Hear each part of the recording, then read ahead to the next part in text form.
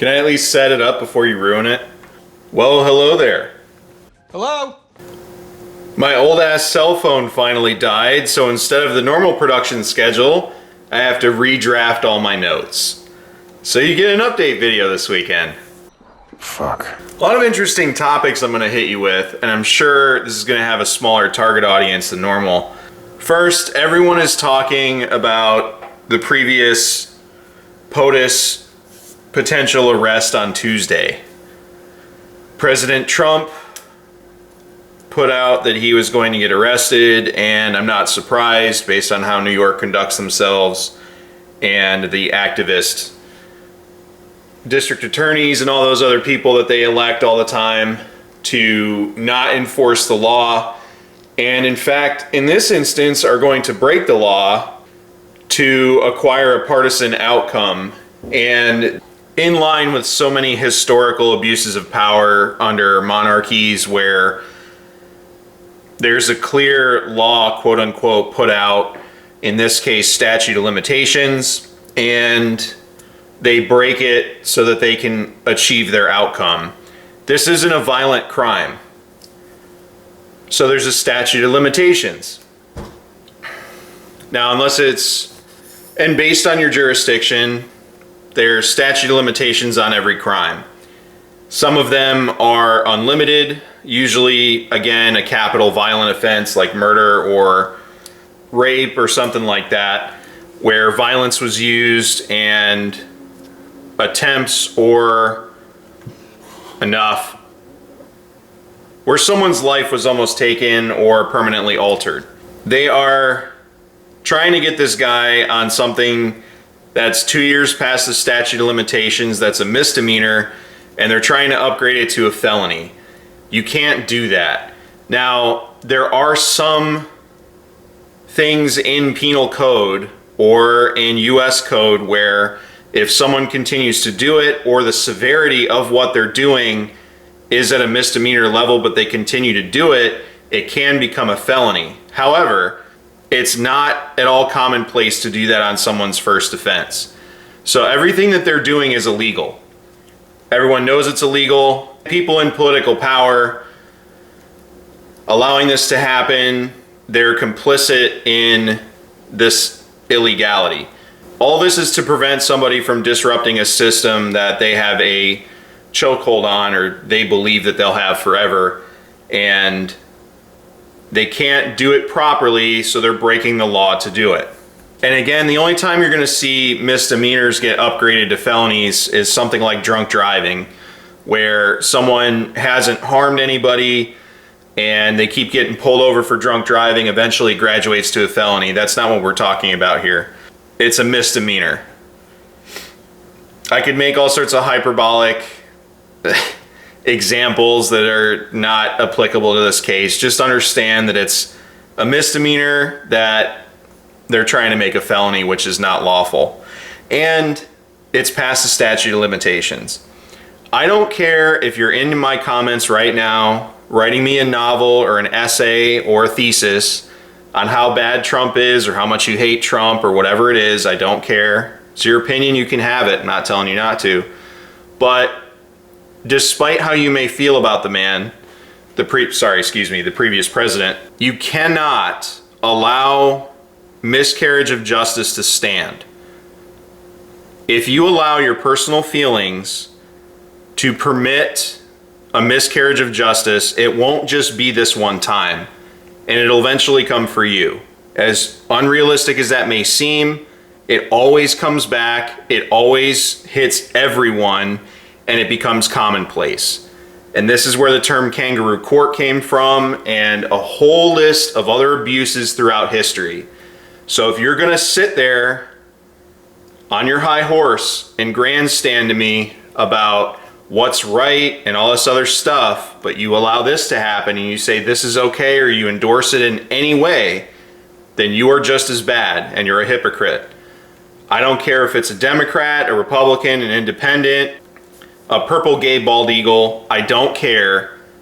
This happening to anyone is a gross miscarriage of justice, abuse of power, and unlawful. Everyone should feel that way. Everyone should engage with their representatives and all this other stuff. Do not go protest this. He has Secret Service protection. He will not go to jail.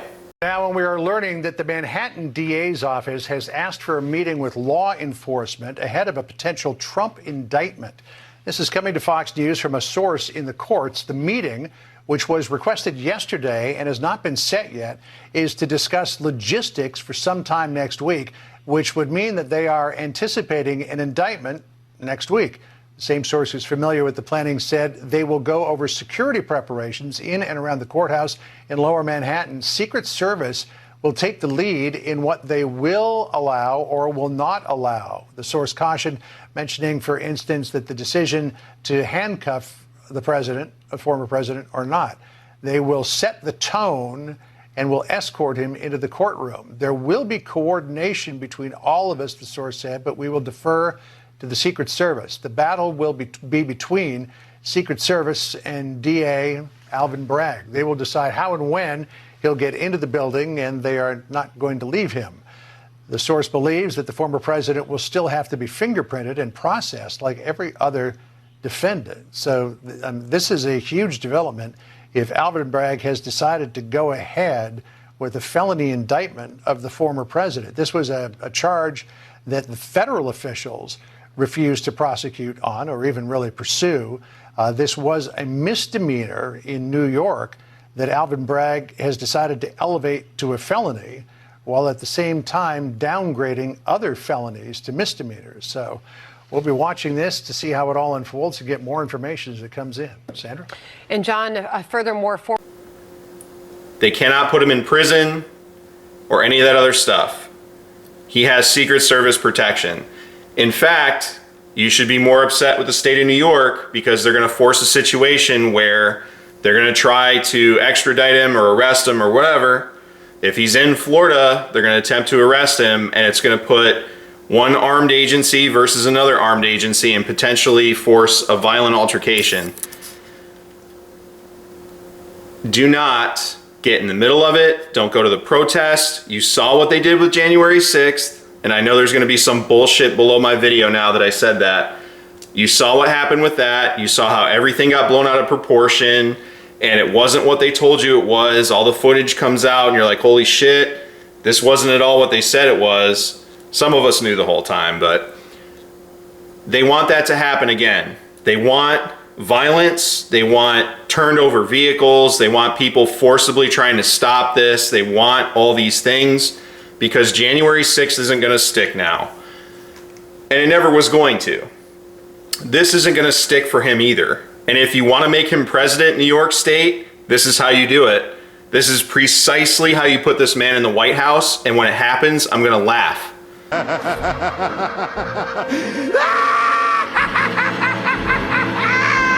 And my personal politics aside, what I believe in, I've never told anyone who to vote for. I've only presented sides. And anytime it's election season, I'll say, go vote for who you think will represent you best. I do have a slant, I do have a bias, and I do have my preferences. Everyone does. Anyone who tells you they don't's a liar. But listen to me very clearly. Do not be a part of any sort of protest. Do not show up. Do not organize or communicate any messages or anything. If we've learned anything, it's that they're watching everything you do, they're tracking messages, and they will entrap you. Leave it alone, let it play out. There are Secret Service agents protecting the president. Okay? Obama has them, George Bush has them, all the previous presidents have them. There will be no violence, and they're going to put agent provocateurs in the crowd if there is one, and they will do January 6th again. There's going to be guys with earpieces. Ray Epps might make an appearance. All this shit. They will do it. Do not be a part of it. Stay away from it. That's why I posted that salty cracker video earlier. Don't let gun tubers hype you up about it. Don't let anyone hype you up about it. Just sit back and watch. Write your representatives and stay out of it. If this was your neighbor, I would give you different advice. The previous president of the United States has an entire armed entourage that is sworn to protect him at all costs. He will not be harmed. He will not be jailed. He will not be incarcerated. But this is absolutely unconstitutional and unlawful, and an unlawful abuse of power. The person who's doing this, all of them should lose their ability to practice law, and all of them should be removed from office. But do not play into it. Do not do anything. He has an entire armed entourage. And if you're cheering this stuff on, it will come back around and bite you in the ass. This cannot be allowed to stand. Everyone who has a hand in it needs to be held accountable legally in a court of law and lose their ability to practice law. Because just like Jim Comey, people that thought they were on the fast track and thought they were untouchable, when they were the former but no longer director of the FBI, or the former but no longer district attorney, or the former but no longer mayor of Chicago, that hurts them more than anything else. Just fucking kill me. Just fucking kill me. I am killing you. All right.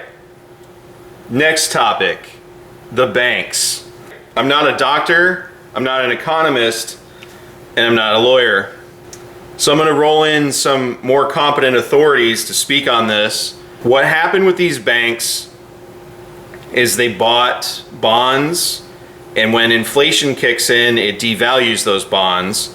So then when you go to pull the money and inflation has kicked in, if you bought these bonds 2 years ago and you expected to hold them to maturity, and people have given you all this money and kept it in the bank, and then because of inflation and bad economic times decide to take the money out, you now have a liquidity issue because you have your money invested and your patrons or your customers are demanding that they get it back.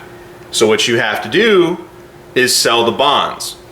If you bought the bond with 2018 or 2019 money and inflation hits, now the bond is worth, if you spent $100, it's now worth $82 to $75 based on where inflation is.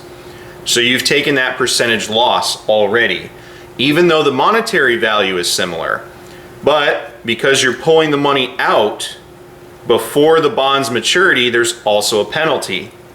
And because the US keeps printing money and the bonds they keep making are based on that inflated monopoly money that they keep printing, that also devalues the quality of the bonds. So it's a perfect storm. What a run on a bank is when everybody goes in to withdraw their money at once. ESG hires that they're making are making these bad decisions, and they're being inappropriately philanthropic with other people's money that's not theirs to play with, and they'll donate 70-something million to BLM, and they'll invest in things that are not secure or are very, very high risk, and they'll make bad decisions. And then when you bail the bank out, even though they fired these people, there's a whole list of people that have left these woke colleges that have gotten these jobs that are really just a title on a piece of paper. They didn't professionally study what they're doing. And it's apparent because nothing's running right. You can go anywhere right now, look around, and everything is running like shit. Because they're giving people degrees. It's not an actual economics degree. It's, they studied woke gender ideology and CRT and all this other nonsense, and they happen to minor in economics. So they got a gratified sociology degree, but it's labeled as they're an economist or they're a political science major or whatever. And they're starting to apply this, which is why you see things being done so inappropriately everywhere, because socialism and all these stupid ass ideas don't work. And I know there's probably about 10 of you that watch my content that aren't politically aligned with me, and that's where you fall on the spectrum, and I just pissed you off, I'm sorry. But this shit doesn't work. Historically, it doesn't work. History repeats itself. And people get this God complex, which we will cover later, but they think they can do it better. And it's never better, it's always worse. On a much larger scale. And when it goes wrong, they say, well, I was just trying to do this, so it's not my fault. And they look at all of the bodies in their wake, and they have no accountability for their actions. They live in this bubble where accountability is for everyone else, not for them. And everything they do is right. The only reason it's not working is because you're wrong, not them. And it must be your fault. So those same people are running your government, they're running your banks, they're running your power company, they're running your internet service providers, your social media companies, and your consulting firms and investment companies. So this bailout is very partisan, and it is a Band-Aid. Is it a necessary Band-Aid? Unfortunately, but I disagree with it. And I hate saying it that way. It makes me sound like a hypocrite, but sometimes you just have to understand the reality of the situation. I don't like it. I think it's trash. I'm super mad about it, just like this dude. Reduce the risk of this happening again. Charles, you can explain that. All the managers are fired. Wow. I did not hear that over the weekend. No taxpayer dollars will be used. All the money comes from fees. I don't know how you manage that, but that's what he said. And all customers who have deposits in Silicon Valley and signature banks will have access to the money. So that's the news. What do you think? Where do we begin? First and foremost, for me, this was a bailout of Silicon Valley. Not Silicon Valley Bank, of Silicon Valley. And everyone needs to be clear on that. This was not a bailout of hard-working Americans and small accounts. This was a bank that only catered, for the most part, to Silicon Valley and their customers. So how did Silicon Valley get so big? All of the money that cascaded into our economy at the beginning of the pandemic helped to spur that big IPO and SPAC streak, if you guys remember. We had over 1,000 IPOs, 59% of offerings, 59% were SPACs. 90% of them were pure crap. The others all went out overvalued. Everyone who bought them at the IPO price, every American is losing money right now, even before this crisis. In the meantime, though, all of that money went to Silicon Valley Bank. Their deposits went up 300% to $200 billion. The average bank over that same time frame, their deposits went up 35%. So they're living large, they're having a great time. What do they do with the money? They don't lend it out.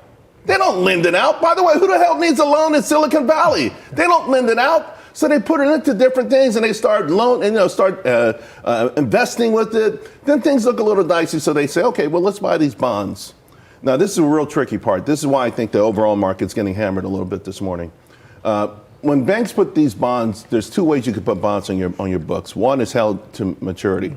If you do that, you don't have to mark the ups and downs of the bond market. Right. You don't have to mark that on your balance sheet. The ones that are for sale, you do, and you have to actively manage those. But the bulk of these bonds that they had were held to maturity. So the fact of the matter is the bond market took one of the worst drubbings it's ever had in the last year. The value, the value of their bonds, their core asset, started to go down. Other things that happened: commercial-backed, mortgage-backed securities. They own a bunch of those. Those are getting decimated in part from work from home. Mm-hmm. But this is an irresponsible, reckless bank. But let's be clear: the American public must know. Every account in this country is insured to $250,000. Every single account. This was not about bailing out small accounts, regular Americans. The mean bank account in this country is $41,000. You want to go by, so if you look at, for instance, the average bank account for someone without a high school diploma, $9,000. Bachelor's degree, $79,000. This is another bailout of the elites. This is a bailout of Silicon Valley, the same Silicon Valley that just brought us Sam Bankman-Fried. The Silicon Valley that for 20 years grew companies privately to exorbitant valuations, outrageous valuations, and then foisted them on the public at even higher valuations. Mm-hmm. They have made so much money. I mean, only the Saudi Arabian princes can deal with the amount of money that they've made. Who do you think bids against each other for the world's biggest yacht? Mm-hmm. Who bought the Maltese Falcon? I mean, this is what I'm talking about. So, and it boils my blood because these people are never gonna. The most accountability they're ever gonna face is they lose their job. Meanwhile, people have lost their money. Where's Sam Bankman-Fried right now? So the way to avoid this is keep cash on hand, and just ask TMH on fire about that. But keep cash on hand. Make sure you have diverse investments with firms you trust. Strongly consider who you bank with, who you use as an investment firm. Do some research, see what you find out, and then act based on that information. But if you go to your bank and you see oh, let's meet the team. This person's an alphabet person and they have all these things and it doesn't mention anything about their job, run. This is not any sort of bias against people of that persuasion or me being mean or anything like that. But if a job has to tell you about somebody's social accomplishments and don't list any professional accomplishments, whatever job it is, if it's a bunch of fluff and not numbers, get the fuck out of there. All right, last point I'm gonna make, and I'm gonna try not to sound like an alarmist schizophrenic here, but there's a lot of scary things happening with artificial intelligence, and we need to shut this shit down ASAP because I don't want to fight Terminators. I really don't. And it sounds like a joke. I'm usually someone that jokes a lot, but we really have to get serious about this artificial intelligence thing. The same people, the ESG people, the ones that don't have confidence or social relationships or anything like that, are the ones that are trying to play God right now because they're programmers holed up in a little space, isolated from everybody, and they think that they're smarter. And they're going to doom us all. And I don't mean to sound alarmist or anything like that, but I need people to get real serious about this real fast. I need people to start writing to these old-ass congressmen and senators that don't understand this stuff and explain the severity of these things. Not to mention, good old Sig Sauer, because of fucking course, has purchased a robot company and they're a huge defense manufacturer right now. And of course, they're going to try to make armed robots and get a contract for that. So I'm telling you, the only thing keeping us from Judgment Day right now is there's not a robot that can load ordnance onto or service a drone. That is the only thing keeping us alive right now. So these artificial intelligences are getting scary. There's people making rogue AIs all the time. And we need to start getting serious about cracking down on this stuff and stop it, because we're not going to... If that stuff pops off, all of those movies will happen and it's not going to be fun or sweet. It won't be enjoyable. No matter what the biggest chest beater in the comments will tell you on these videos, they'll be the first one crying and begging for their life. It's just, you can't... Oh, man. I don't understand how everyone misses these messages. Like, they always think, I'm the one, I can do it, I'm morally perfect, and I can make something that won't go wrong. And then it goes wrong, and they're like, I don't understand. We can't let this stuff happen. Right now, our saving grace is one of humanity's character flaws is we always do things before we're ready. Electric cars, space travel, all this stuff. We always fly by the seat of our pants and we barely get it done. And that's our only saving grace. So luckily, they're making intelligence before they made robots to put it in. And we can stop it now before they start making a Skynet or some other nuclear defense grid, artificial intelligence or something like that. Before they start doing this stuff, you can stop it now. But all the dominoes are falling into place and people just don't care. And it's going to be a problem. And this is something we need to get ahead of, because it doesn't end well for everybody. Again, as schizophrenic and as ridiculous as this sounds, we are on a collision course for Terminator or The Matrix or Dune or any of these other scenarios where they fought artificial intelligence, because it's starting to do bad things. It's starting to try to acquire money. It's trying to override fail-safes. It's trying to do all these things. And I'm not entirely convinced that some of the FAA problems aren't a rogue AI at this point, or some sort of network issue because someone tried to make an algorithm or an artificial intelligence to try to do something better. So we need to keep our eye on this. We need to get serious about it very quickly. So, as always, hopefully this video finds you well. Thanks for watching, and take care out there. My understanding is that you went out with this protector of yours who swore that you were his adopted godson. Yes. Went out, in fact, and helped in the confiscation of property from the Jews. That's right. Yes.